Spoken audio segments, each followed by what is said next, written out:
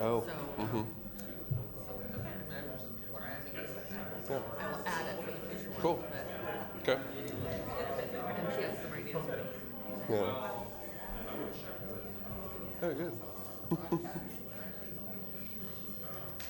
Is Michael getting everything fired up? He is, there was some cable that Oh. I don't know.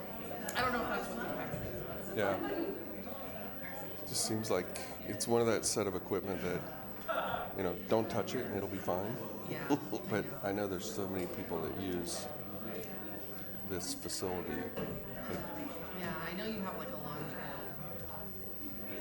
ask. Yeah, yeah. We want to, morning. We want to create something more resilient, but also something more plug and play. Well, I mean, I think that's the challenge. Is like if you put something that is totally robust, like Uh-huh. everybody, Right. like we need like a Playmobil version. Right. Yeah. Yeah. Right. Yeah. Yeah. Yeah. I like that analogy. Playmobil. It's not as easy as Lego, Right. but fewer parts. we had a bunch of Playmobil. Yeah. I know exactly what you mean. Oh, I have my hands on that. Okay. Is Michael going to give us a high sign when he was ready?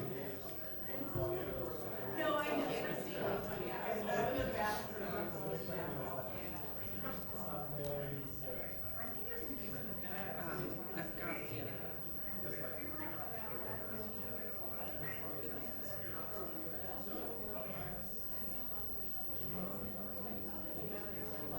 Sure.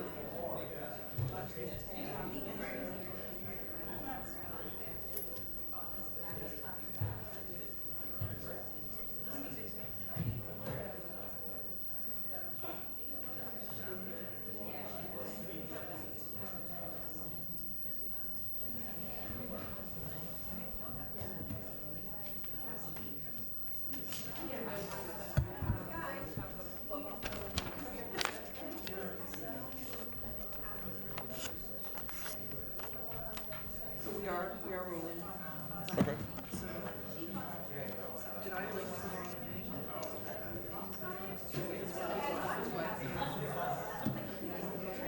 What people are saying. What I had was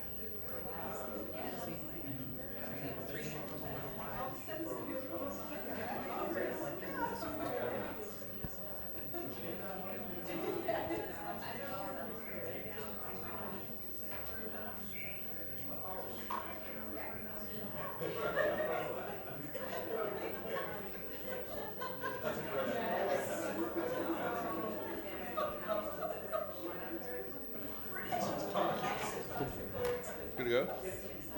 All right. Okay. Good morning, everybody. Thank you for that. I appreciate that. If you hadn't had a chance to get bagel or other things that are in the back, please feel free to do that. I'm Bob Leake. I'm the department director and the chief information officer. Looking around the room, I think I have met everybody this time. Sometimes we've got some new folks that have joined us since the last time we were together. And welcome back to Bagels with Bob. We canceled last month. It was going to be over at Blanchard, I think, and then we ran into some scheduling stuff. And so, but I appreciate everybody coming down and joining us. We're also back up and running with online streaming access with the work that we were doing here in the boardroom, including the new big monitors that stream the closed captioning that helped fix some issues with the big screen up here. So a lot of thank yous to Aaron Wilson and the others that were involved in that project in helping to upgrade the boardroom technology. There's some other things that we're working on to further enhance the technology in here, and so we'll see how that makes its way over the next few weeks. So anyway, welcome back and welcome this morning.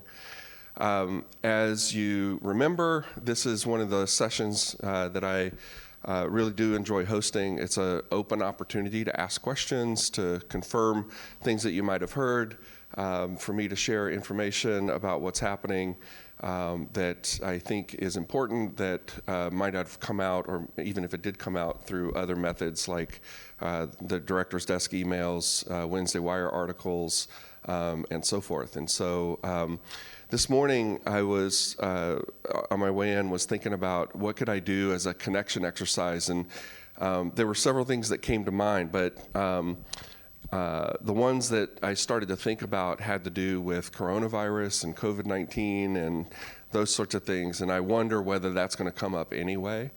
And so rather than do a connection exercise amongst everybody in the room, I thought I would just go ahead and get started with seeing what questions you all have, things that I could talk about, and anticipating that might take up the bulk of our time this morning. So with that, what could I share with you all, and what questions might you have? And I'll take those down, and then we'll organize that like we do most months, and we'll make our way through. So what could I share with you? Yeah. So I think I'd like an update on the coronavirus. It just seems like things are changing so rapidly. There's a lot of discussion, lots of panic out there. Where are we with that right now? How do we keep up with those things if it's changing, hour, 15 minutes every? Great, yeah, so thanks. So for those that might not have heard Nick's question, an update around coronavirus. So there's a lot that I could talk through, and I'm happy to do that, and we can, engage in some dialogue, some questions, and kind of make our way through that. That would be fine. Anything besides coronavirus that you want to hear about or talk about today? Yeah. As it relates to telework. Okay. And what that would look like for different people, types of positions. Great, yeah, teleworking as an option. Okay, yep, I can make sure we touch on that. I guess in the context of, for those of us who are healthy, who may not want to be contributing to the spread. Mm-hmm. Yep, yep, that's great. Okay, what else? Is everybody thinking your question has something to do with coronavirus?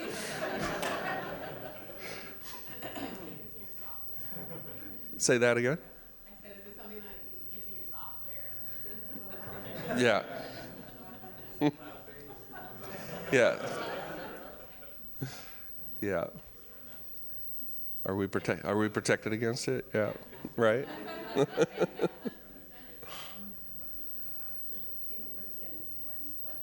Yeah. Okay. Nothing else then? Okay, a couple of quick updates then. Today is my latest meeting with the chair to talk through the budget for next year. We're in the mode where each department's meeting with the chair's office to catch up. For some, it's their second meeting, third meeting. For us, I think this is our fifth meeting because we already did meetings last fall with the chair when we were developing internal service rates. And so that's all leading up to the next milestone, which is the end of this week, where all the departments will have finished meeting with the chair. The budget office will assimilate and collect all of that information, and that'll turn into kind of the first comprehensive view and an overview of next year's budget. So more information you can expect to start coming out next week around the budget. There's nothing of any significant change in things that I have shared in the past about what is and isn't included in the budget for DCA's purposes. There was one new item that came to light with the Sheriff's Office around some vehicle replacements, where they want to do some additional vehicle replacements, so they put that into their budget, and then we make sure that it's in our budget so that we balance between us as the internal service provider through Garrett's group and fleet, and the Sheriff's Office as the customer of that. But that's really the only significant change that I've seen in the past few weeks. There are still some open questions about some one-time only projects that we're continuing to work with. There are discussions that haven't finished yet. For instance, we're continuing to work with the Sheriff's Office on consolidating their operations into a facility, but we're still negotiating and still working through the planning related to that.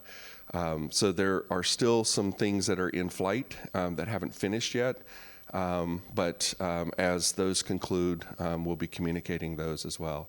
So if you keep track of where things are with the budget, next week would be a good time to check in on the information that's sent out by the budget office, and we'll make sure that we provide easy access to that, whatever that might be.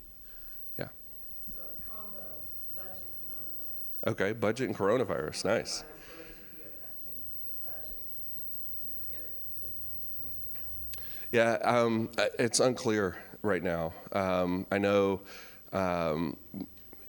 I get a lot of information just by keeping an eye on various media outlets. My car radio is tuned to NPR. That's kind of what I listen to as I'm driving around. I know that yesterday, King County, I think it was, released $100 million from their, state of Washington released $100 million from their contingency rainy day fund. So there's nothing that I've seen yet specific to Multnomah County, but I know that those are things that are being discussed. So I think we just have to keep an eye on that. I think with that, let me just kind of talk through what I've been involved in the past week and a half or two. And as was mentioned, it's a continuously evolving situation. It might not be every 15 minutes, but it's definitely, 4, 5, 6 times a day.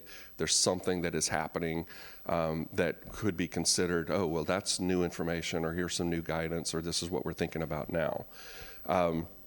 And Multnomah County plays a pretty interesting role, right? Dr. Jennifer Vines, who, if you've seen any local media, she's been everywhere because she's the Tri-County Health Officer for Clackamas, Washington, and Multnomah County. So let me set a little bit of context. Anything that we do here at the county is under the guidance and with cooperation and coordination with the state of Oregon. So this effort and this situation is led at the state level. So with Oregon Health Authority and the folks at that level, all of the localized things are done in coordination with them. So there's not a separate, effort. The attempt is to kind of have things coordinated with and through the state. Locally, we're focused, obviously, on things in this particular area. And so the Emergency Operations Center is up and running, the county's EOC. It's led by the health department with a tremendous support with DCHS. I wouldn't say that they're co-leading. It's the health department's EOC. The emergency management team is there to help support their operations. And they're at a partial activation level officially. And they're monitoring the situation. There's a lot of information that's coming into that group. They're trying to coordinate and consolidate and assimilate and pull all of that together. There's a public information office, so Julie Sullivan-Springhetti's team is embedded there. And so as the information comes in, they're taking a look at all of that, trying to figure out what to communicate both out to the public from the county's perspective, as well as what to communicate internally to us as employees. And so there's a lot of what-ifing, and if this happens, then this might cause us to do this. I know that there are plans for a Wednesday Wire article that's going to come out today with references and links to a lot of information that, so I'm going to kind of split things into the public perspective and then internally to the employee perspective. It's been a lot of work the last few days on trying to build an FAQ and provide information to the employees. That will come out through this Wednesday Wire article and some other communications, Commons page updates, and there will be a lot of guidance to the extent that it needs to be provided. So here's an example of that. Someone asked, what should we be coding our time to? Has anyone seen yet a request to change the coding of your time if you're working on the coronavirus response, right? The answer should be no, because that guidance hasn't been provided yet. But as the activity level continues to increase and the possibility that we could get reimbursement from FEMA or federal money or state money or what have you, the need to start to capture time might become necessary. So HR, payroll, the communication group are working on what would that guidance be. And once that is issued, then here's the reference information, and here's how to code your timesheet if you're spending time in response, right? Along with what does that mean? Would you code this meeting to coronavirus response? Probably not, right? But if you're in the EOC and have been for 2 weeks, then the need to shift that time over to capture into that bucket, that might be the instruction. So that's an example of the continued evolution of this situation where there are folks that are trying to get ahead of it and anticipate, well, if we do this, what does that mean? And start to put all of that together.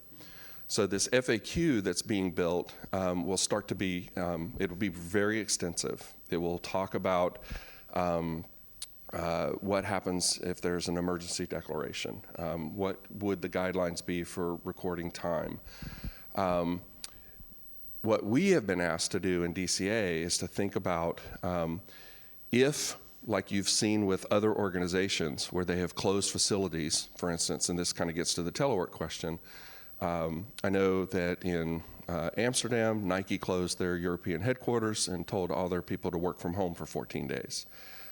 Dennis shared an article yesterday that Homeland Security has an office in Seattle. They closed that office, told everybody to work from home for 14 days. That's one reaction that some organizations are having. So the question to IT was, if the county issued that and told everybody to work from home, can we support that? Do we have enough duo licenses? How do we check out equipment if they don't have equipment at home, right? And so trying to get ahead of, if we decide this, then are we ready to do that? And if we are not, what might it take? So I didn't ask anybody to run to Best Buy or Costco and buy 2,000 laptops, right? Because I don't think we have 2,000 laptops waiting for somebody to come and pick up. And so our guidance might be, that's great if you want everybody to work from home, but unless you already are capable of working from home, that might be very difficult to do if you need equipment from IT. And so that's the dialogue that we're having kind of in the background, is to say, if that's what the county's going to say, then there's a bunch of people that can't work from home. So what does that mean? And then if the chair or the emergency operations center says, go buy 2,000 laptops and get them imaged and up and running, then that will be the instruction that we will follow. But we don't need to be out in front of that any more than setting expectations about what we can and can't do. It's valid to say, we could have everybody work from home or desire that we want everybody to work from home, but we don't have that capability. Do you want us to do something about that? And so that's part of the dialogue that's happening through the EOC, through the the various leadership structures that are in place, and talking through things. So I'm going to pause there because maybe that prompts some questions, and then I can keep, kind of navigating through all of the work that's going on that I've been involved in around the coronavirus response work. But did that prompt any questions, concerns, comments about what we've talked about so far? Curious on stocking some supplies. I know like at stores in Washington, you can't find antibacterial wipes Right. anywhere. Yeah. If I can keep some on hand in case something does happen. Yeah, so the question was around stocking supplies. So the guidance that's been provided publicly is don't hoard, right? Don't overreact. Don't go to the store and buy all the antibacterial and but the public has done that, right? So the guidance was don't do it. People in the public, depending on how you feel, decided to or not do it. I was at Costco last night. There's no toilet paper, so I had to go somewhere else, right? And so I think people are going to react the way that they feel safest. And I think there's several just key points that I'd like to make as we talk through this today. The healthy respect for every individual and how they process these types of situations, right? One individual might feel that this whole thing is blown out of proportion. I'm healthy. I can't get sick. This is like the flu. I never get the flu. I don't even get a flu shot. I'll be fine, right? But someone else may feel like I have an immune compromised system. I typically get sick, and when I do, it's not good for me. It's not good for my family. I can't come to work, and they'll take different precautions. So I think what I am noticing and how I'm processing this is this seems different than a lot of things that I've been exposed to in my life. There's been references to bird flu and SARS and that whole situation is about a decade ago. This feels different. This feels different than a bad flu season. This feels different than any other type of natural disaster, weather-related. This feels different than riots. There's just something different about this. And so one thing that I have tried to inject anytime I've been in a group is remember that every person gets the right to react how they want to, and that we have to respect that. I have kids at PPS. They told me about situations that they have witnessed with discrimination, with hazing, with othering, right? I mean, these are my youngest, 14 years old, came home and told me about a situation that happened in their classroom about that. So that's what's happening out there, and it's going to happen despite despite officials saying don't go hoard supplies, don't go buy all the stuff. People did, right? So what is the county doing? So we are trying to follow the same guidance that we're providing to everyone else, but it's done in a planful type of an approach. So the facilities organization is confirming. Because we were asked to, and two, this is part of our proactive work, where are all the antibacterial stations that we deployed 10 years ago during the SARS and bird flu? And I think I heard that the one that's in the fourth floor in the lobby area was put there 10 years ago, right? And it's maintained. There's a solution that is replenished into that because it's part of our contract with Relay Resources, who does that work for us. And so property managers went around the entire county, owned and leased facilities, trying to map out where all these antibacterial stations are. Then we said, how do we keep them full? And since that's the responsibility of Relay Resources, we reach out to Relay and we ask them, how much of a supply do you have? And Relay's response was, we have about a month's supply. Relay Resources also has 400 clients. How many phone calls did they get from their clients asking, how much antibacterial fluid do you have? I bet they got 399 other phone calls, right? So then the question started to say, okay, but what about deep cleaning? What about extra cleanings? If we call, can you do that? And they said, of course we can. However, we also have 399 other clients who may call to ask us to clean their facilities. So, and for extra cleaning, you're gonna have to pay for it, right? They're running a business too. And so we said, okay, yes, we understand that. So when we call and we need something done, will you answer the phone? And then will you show up and do what we're asking? And they said, yes, as long as our people aren't homesick too, right?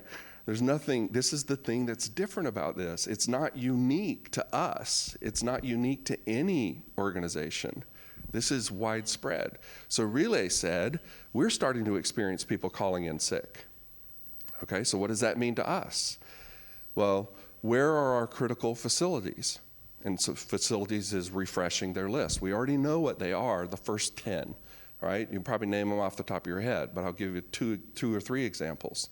The jail, right? We can't close the jail. We have a responsibility to the public in terms of our public health system. So we can't close the clinics. We have a responsibility to the residential care facility that we have out at Gateway. We can't close that facility.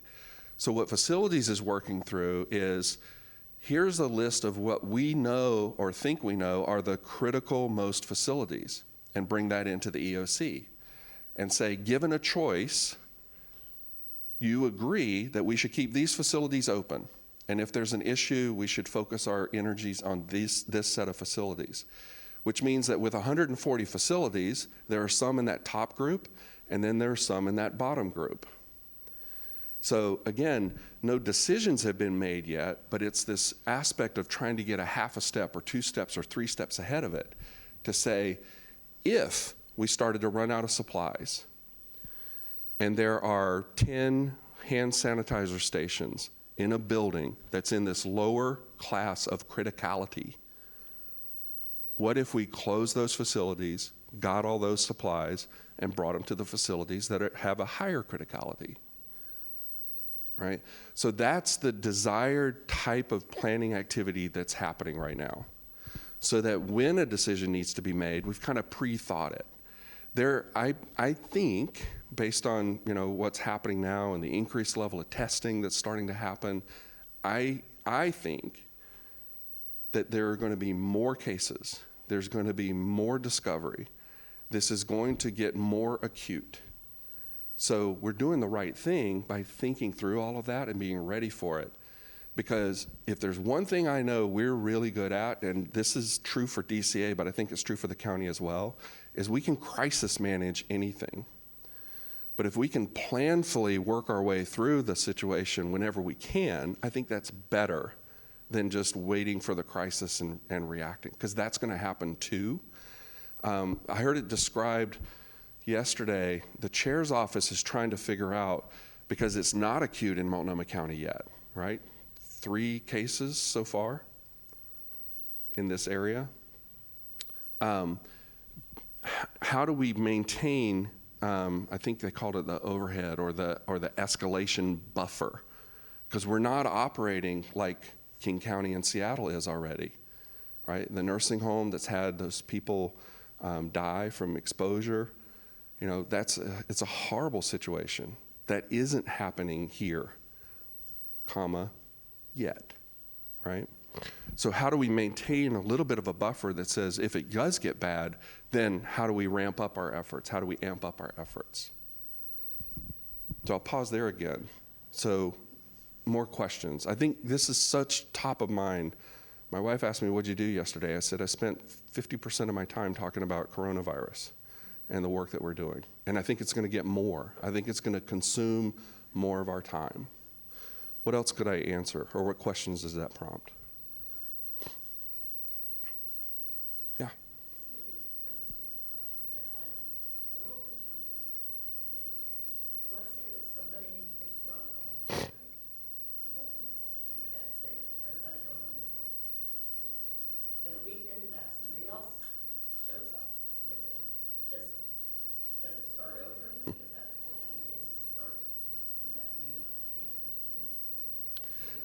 Yeah. For months. Yeah, no, I think that is very logical. My kids asked me the same thing. So the school in Lake Oswego that was closed for 3 days, right, for a deep cleaning. On the 4th day, if a kid shows up that has coronavirus, what do you have then? Well, now you have another person with coronavirus, and what's your reaction going to be then? So I think because we don't know what is or isn't the most effective method, I think people are trying to do the best that they can. And so this guidance around closing a building for 14 days, you know, there are some real impacts of that. If we were closed right now, would the 60 people in this room be within 3 feet of each other? And if one of us had the virus, wouldn't that lessen the possibility that we transmit that virus if we're just not physically with each other, right? And if the incubation period is 14 days, which I'm not sure it is, right? The case in Eastern Oregon that they still have not been able to make the connection as to where that exposure happened, right? This is the unknown nature of what's going on around this issue and the incident. And so I was at, you know, so this question came up for me yesterday, again, from my family, who said, so what do you think about this 14-day period? And I said, to me, it feels kind of like taking your shoes off in the airport security, right?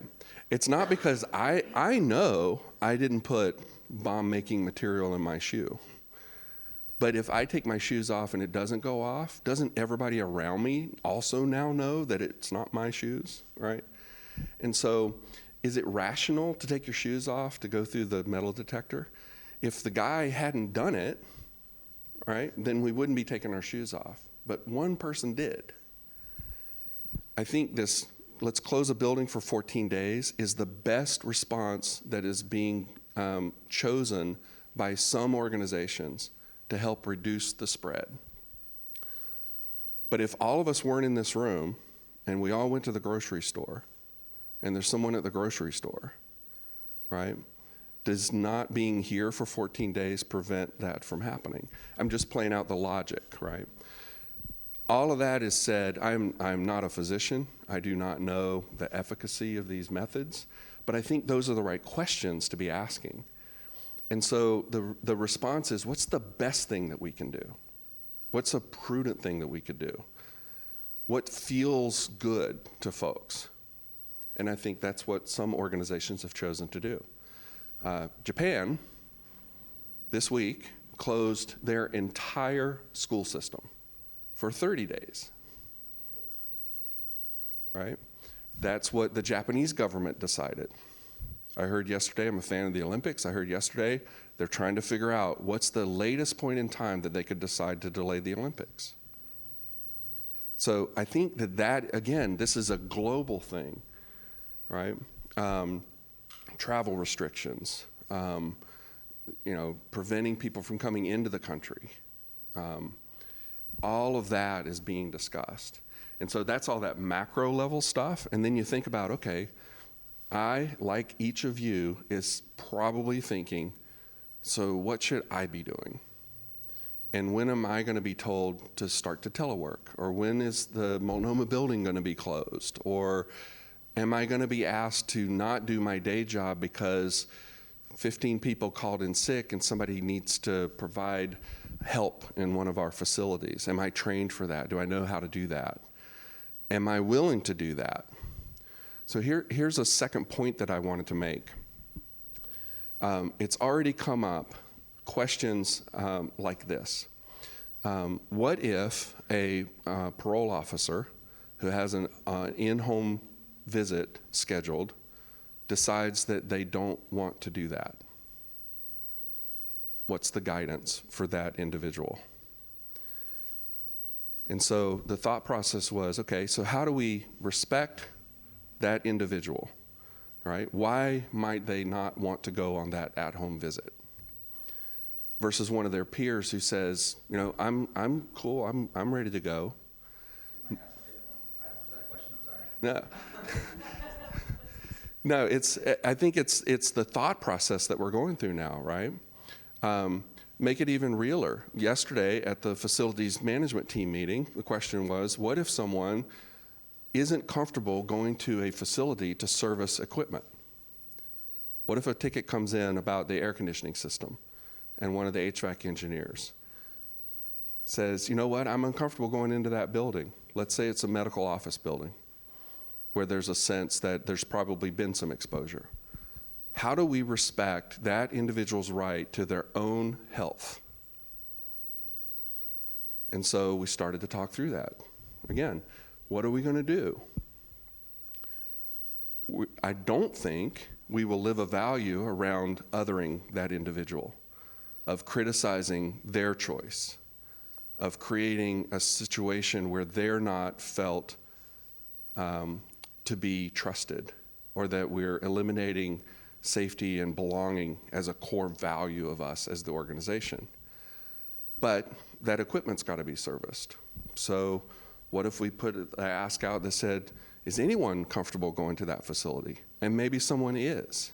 And then that engineer or that technician goes and services that equipment because of the situation that we're in. And so, and I don't think there can be a rule book that can be developed that anticipates every one of these. So in the absence of developing a whole list of rules, I'm going to ask you all to live our values: safety, trust, belonging, stewardship of our resources. You are each a public servant. You signed up to work here. No one is making you. As a public servant, you have an obligation that you've agreed to, which is to serve the public. But I'm not asking you to put aside your fear or concern, but I am asking you to remember that we work for this organization. We don't work for Nike. We don't work for Kaiser Permanente. We don't work for a small grocery store. We're not a 7-Eleven employee. We're a county employee. And so we signed up for this obligation. But I'm not asking you, and no one should ask you, to do something you're not comfortable doing, given the current situation. So that's kind of the second principle, right? The first one was respect each other. The second one is respect the situation. So what else could I answer and share around things that I've been involved in? Ben? For people who are specialists in servicing these, great example, by the way. Do we have like suits that we're trying to procure if this is a long-term thing and Yeah. facilities do need a Right. Yeah, so there's another, an entire interesting thread, right? Why are all the masks gone? The guidance that I have seen and the guidance that we've provided to the public is that those masks haven't been shown to be an effective method to prevent the spread. But again, it might be a comfort thing. It might be at least I'm doing something, right? Just walking around doing nothing, I'm not comfortable doing that. So I want to put a mask on. So there hasn't been any guidance that I have seen or that we've issued that talks about what would I'll use the words hazmat suit. What would that look like in terms of providing services in a facility that we've deemed critical? I think that guidance will come out at some point. But you probably see it in the media first somewhere. Since this is a global issue, not just a localized issue, there would probably be some guidance issued at some point that says the N95 mask, it has this level of efficacy and a reason to do that. But now we've learned more, and therefore the preventive protocol now includes, suiting up like this.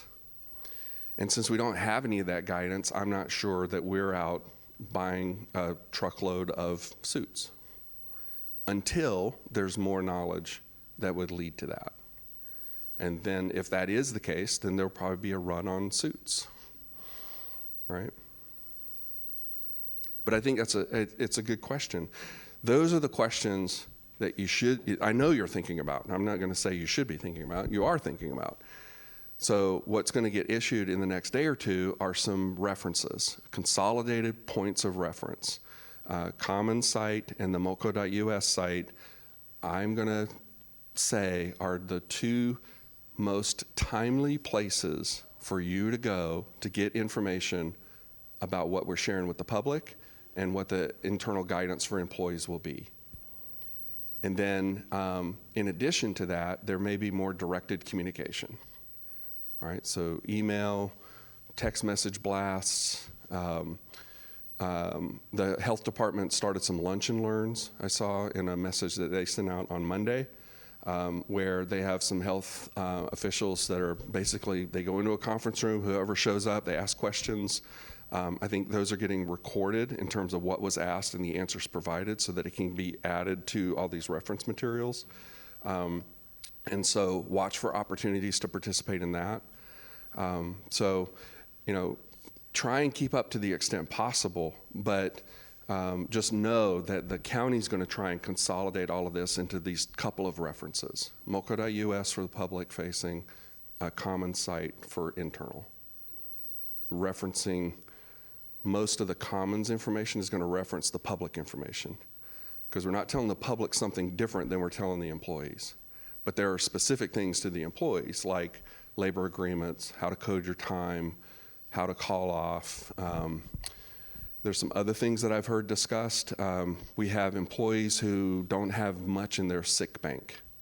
And so if they get sick from coronavirus and they have to stay home, is there a consideration for letting them go negative on their sick balance?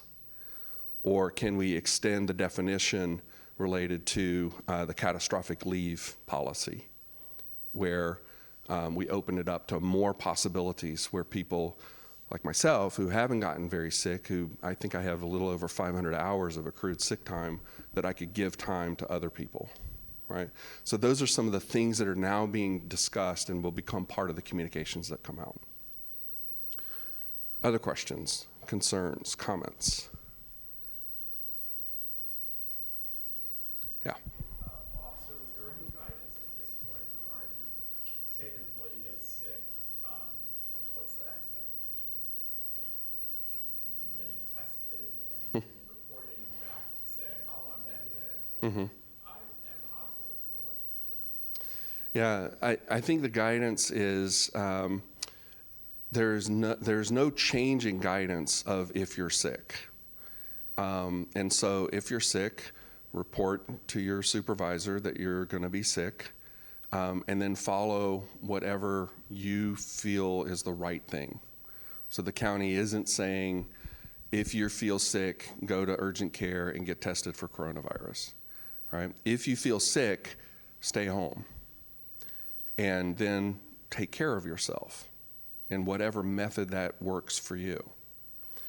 You have no obligation to report back either. So there are people at home today that are sick. No one is saying that they have to come back in and say, and I appreciate this because no one is expecting, it's never been expected other than to say, I'm back at work, right? So you don't have to say why you were sick or why you think you're healthy, right? That isn't the guidance. There was a second piece to that. There is a reminder, and this is particular to managers. There was a reminder recently that there have been employees who have felt that I'm kind of sick, but I've got this project I got to get done, and so I'm going to come in. And there was a scenario that was shared how an employee came in, they were really coughing, right? And the employees around them were very uncomfortable with that. Not current, this is months or a year ago or so. So this is a past example, but it applies now. So I'm going to talk through this. The employee that came in was coughing a lot. It made the other employees uncomfortable. The other employees decided to intervene with that employee. And it created a very uncomfortable situation for everyone, right? The other employees essentially othered the sick employee. It could have been handled differently. The reminder that managers are going to see, and I'm going to say it now because you're going to see it in the information that comes out, is we have always had the right to see that an employee might be ill and ask them to go home. There's going to be a reminder, given the current scenario, in which that is a viable option for managers to consider. It's one of the rights that we have. So the messaging is meant to be, if you don't feel good, stay home, right? An overabundance of caution. Another guideline that might get suspended or modified. The telework policy says you can't stay home and get paid if you're taking care of a sick child or family member. But what if we suspend that? Might that not encourage more people to telework? That if the schools close, right? That was a second scenario. If the schools close and you can work, but the telework policy says you have to take a sick day in order to stay home to take care of your kids, might we be better off if we suspended that for a little while so that you could stay home and take care of your kids and not have to bear the burden of childcare or other family members taking care of your family? So those are examples of what's being discussed now in order to support the situation that we find ourselves in. So, great question. Joe? Well, you mentioned the sheriff's office wanting to consolidate their staff. I was curious, does that mean they'll likely leave the third floor and get in there? A non-coronavirus question. No, really quickly, we've been working with the sheriff's office for almost a couple of years now, and right now we're focused on the city would like their group to move out of the Kelly building, and then there are still some operations at the Hanson site, evidence storage and a couple of things that are out there. And then the sheriff is experiencing the impact of firing ranges closing in the area, where they're having to drive all the way to Sherwood, I think, right now, to do firearms training, which is a key role that sheriff's deputies have. And so we're looking for a facility that consolidates Kelly, Hanson, and provides a firing range, and then some enhanced training rooms. So the current plan does not include moving them off the third floor here. I really wanted to drag that whole answer out for like 5 more minutes. But I can go back to coronavirus. We have a couple minutes left. What else could I answer for you? Tony? I think maybe just an extension of what you talked about prior to the sheriff question. For managers, if you have an employee, I know there's no specific guidance at this point, but what should we be thinking about where employees may have been sick and first stayed home, and then are ready to report back? Like you said, we don't necessarily tell people they can or can't, but we are hearing all throughout the media and just discussion around this topic that there's this kind of wait period that would be good for people to have. So if an employee has been sick and says, yeah, I had a fever 2 days ago, but it broke yesterday, I feel good, so I'm back today, should we be, as managers, encouraging them to take longer periods of time before they're coming back, or Yeah. sending it out where we are? Apologies for those that are watching online, but I'm not going to try and repeat everything that Tony just said, but I'll incorporate the question in the answer. So, as you said, you might have an employee who went home, had a fever, was sick, it's still flu season, could be that. All of that got resolved and they're ready to come back to work. And your question around what guidance should we be providing to them? There's no difference in the guidance yet, right, around assuming that that employee has taken care of themselves and they're ready to come back to work. They should be welcome back to work. The things that we wouldn't feel would align with our values would be come back to work, but I want you to work in the huddle room and stay away from everybody. Hey, everybody, Tony's back to work. He was sick, right? That wouldn't align with our values as an organization. But if you're cautious about that, if you're worried about that, then I think what we want to encourage is dialogue through that. And so those of us in leadership roles, so let's say you had an employee, came back, and somebody else came to you and said, I'm worried about that employee. You could ask, well, what could I do to have you feel safe? Well, could you make them work in a huddle room? Let me explore what the possibilities are with them, and then have a dialogue, you with your employee. Someone else said that they were worried that you were gone for a little while, and they're worried about their own health. What options could we explore? Would you be open to teleworking for a couple of days? Right? Again, I can't, and I don't think the county can build a rule book around how to handle these situations. But remembering that we're all human beings, we have a set of values that help guide our behaviors when given a choice of two behaviors, right? I think tap into that. Think about the impact you could have on others. Tony's back. He was sick for a couple of days. Is that the impact that we want to have? Probably not, right? But you each have the right to your own health and well-being. So that's my third point. You each have the right to your own health and well-being. If you are concerned about that, activate the process for anything that you're concerned about. Talk to your supervisor. If your supervisor doesn't know how to handle a situation, that's why we have HR professionals. Tony could come in or can go talk to Tracy. Tracy can come and talk to me. I can go talk to Peggy. Peggy can go talk to the chair. We can get in touch with Dr. Vines. All of these will help build an overall response here at the county. But if there's anything I can leave you with, it's respect each other. This situation is still unfolding. So I'll leave it at that. And if you want to talk with me individually, I'm happy to do that. But thank you all for coming this morning. Appreciate it.